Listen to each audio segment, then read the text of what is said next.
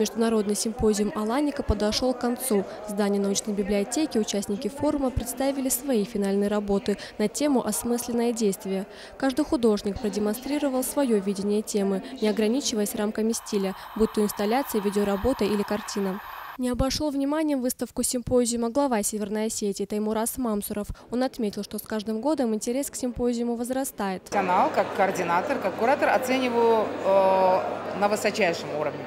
Но я думаю, что мое мнение подкрепится тем, что выставка, продолжаясь 3 недели, безусловно, соберет много откликов, как у публики, так и у профессионалов.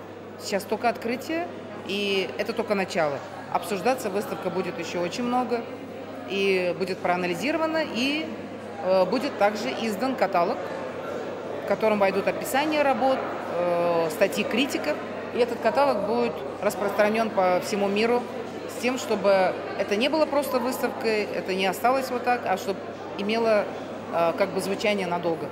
Художница из Турции представила необычную инсталляцию под названием Frozen Channels или «Замороженные каналы». Для каждого из 10 сломанных телевизионных экранов участница форума придумала свой сценарий. Так, например, в одном экране она представила городскую современную жизнь, другой наполнила книгами. Как отметила сама художница, этим она показала свое негативное отношение к телевидению.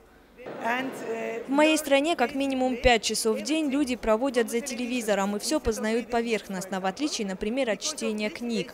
Поэтому на одном из телевизоров я написала слово «осторожно», другой заполнила сеном, так как, на мой взгляд, если много смотреть телевизор, то наш мозг тоже станет похож на сухую траву.